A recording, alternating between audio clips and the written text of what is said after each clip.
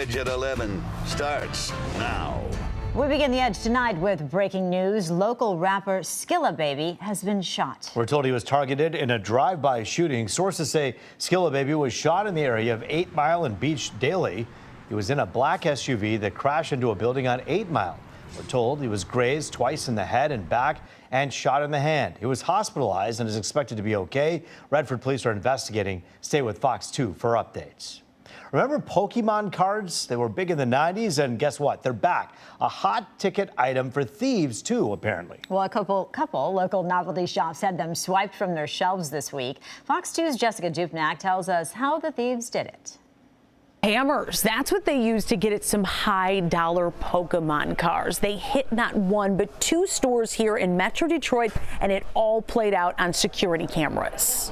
One of them had a hammer and he just started hammering. The duo used a brick from the shop's own lot to bust in last week, making a beeline for the Pokémon cards tucked in glass cabinets bludgeoned open at RWI Hobbies in Leoya. I think it's going to settle in somewhere between $10,000 and $12,000. That's dollars lost between the stolen loot and damage. Owner Pam Willoughby says Pokémon cards are hot right now, hard to come by, and resale is 3 to 4 times what you pay, especially the coveted Charizard card. He can be anywhere from $500 to $1,200 or $1,300. They did drop a Charizard on the way out the door. Days later, seemingly the same pair, hammer in hand, hits Eternal Games in Warren. They got, I think, it's like $3,500 worth of singles. Insurance will cover the losses at both places, but these cards are almost impossible to restock. I don't think we're going to be able to find the card specifically, which is a bummer. In 27 years serving up gamers and collectors, this is the second time they've been targeted at RWI. There was no need,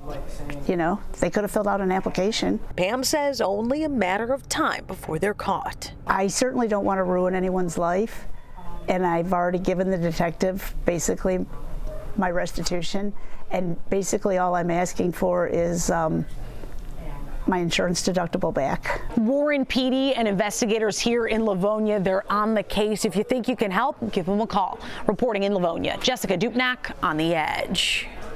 The Kent County prosecutor announcing he will not pursue a retrial for Christopher Shore. The former Grand Rapids police officer shot and killed Patrick Leoya during a struggle following a traffic stop. Fox 2's Lauren Edwards is in Grand Rapids with the latest twist in this controversial case.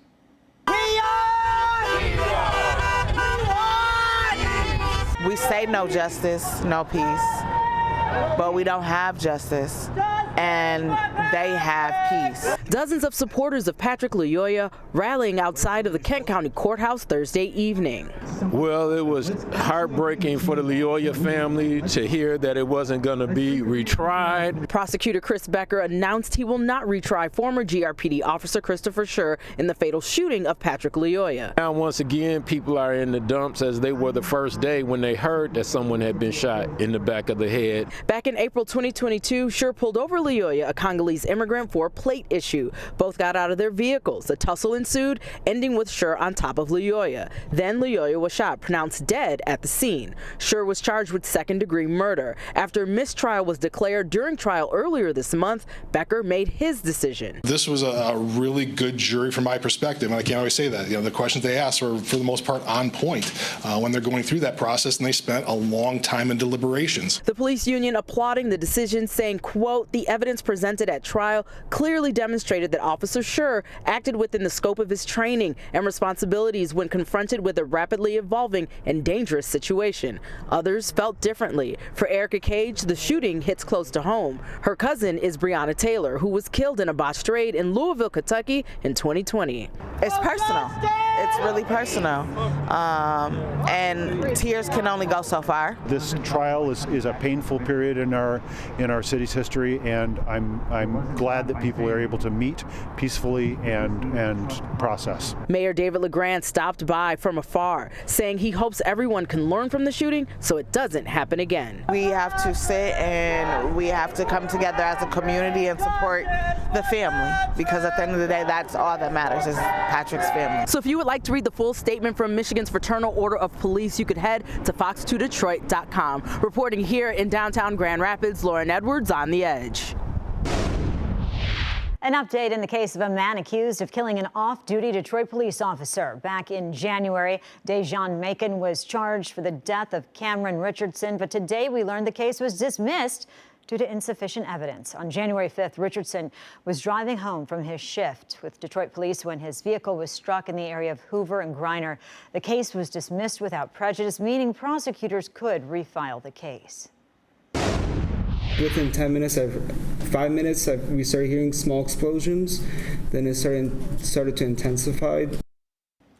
A former Clinton Township smoke shop worker recalling the moment the building exploded, lighting up the night sky near 15 Mile and Groesbeck last March. He testified today during the preliminary hearing for the owner of the Goose Smoke Shop. Newer Castow is facing the count of involuntary manslaughter after a 19-year-old man was killed by flying debris from the blast. Despite being very careful, workers, some of them related to the defendant, admit there was no specific safety protocol in place. And a contractor says he noticed pallets of nitrous oxide precariously stacked in the warehouse days before the explosion.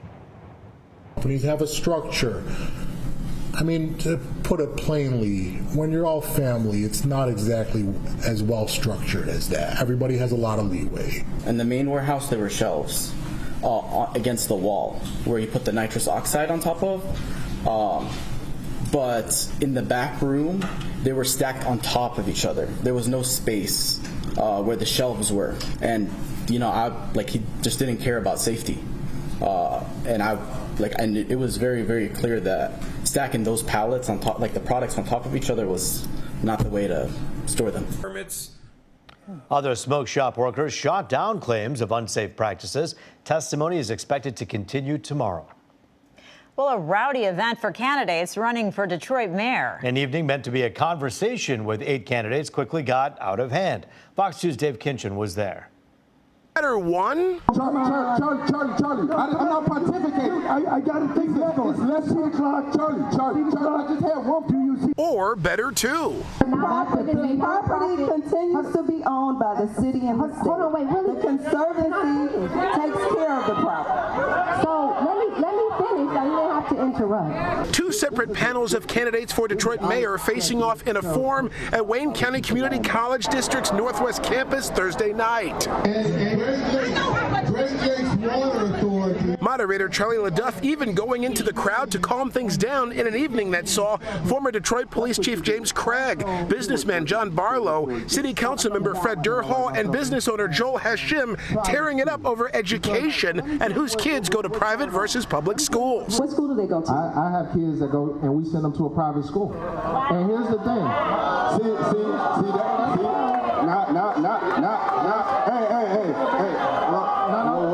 A parent's choice is a parent's choice. And here's the thing. I am a proponent of public schools. This is about the parents who live all across the city. You deserve to be able to send your children to a Detroit public school, period. That will allow us to take something from our city budget to partner with Detroit public schools and our private schools.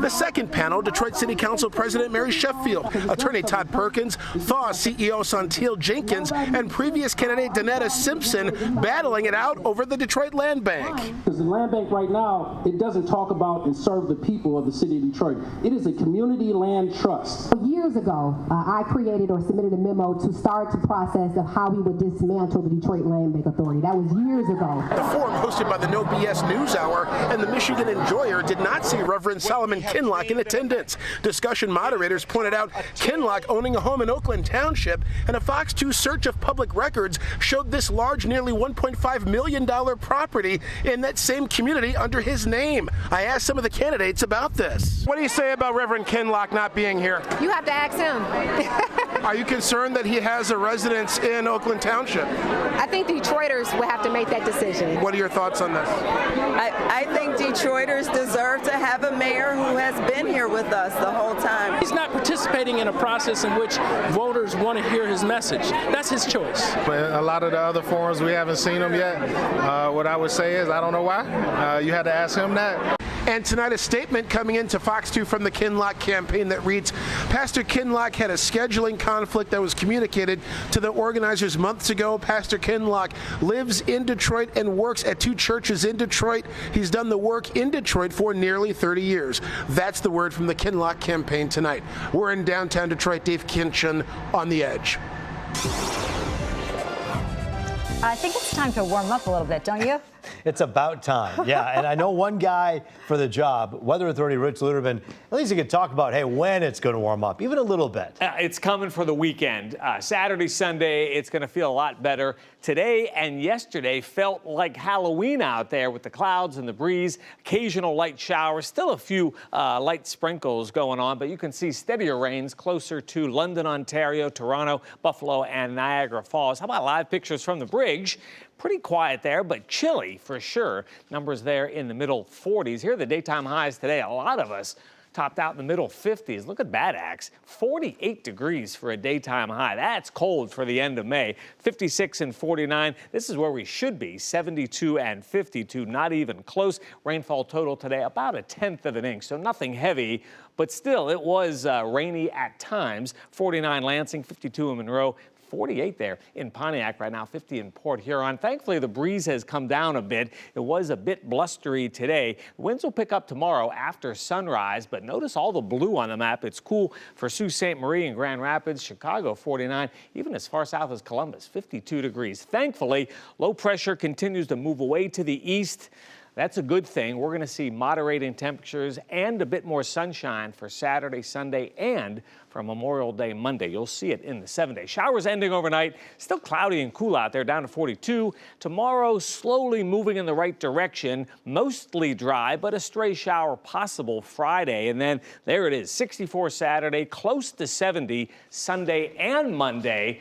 That's a good deal. We need some sunshine, Rupe and Amy, and there is some in the forecast. We'll check it at 4 a.m. All right, good stuff. Thank you. An all-new exhibit at the Motown Museum. It honors producer, songwriter, and original funk brother Henry "Hank" Cosby. A reception was held tonight to celebrate the new exhibit, which opens to the public tomorrow. It chronicles Hank's incredible career working with various Motown artists over the years. Tonight's reception was attended by Motown alumni, VIPs, and partners of the museum.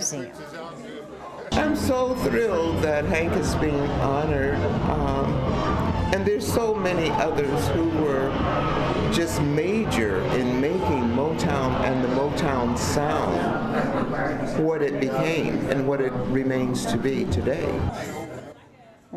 Henry Cosby died in 2022. His exhibit at the Motown Museum opens at 10 o'clock tomorrow morning.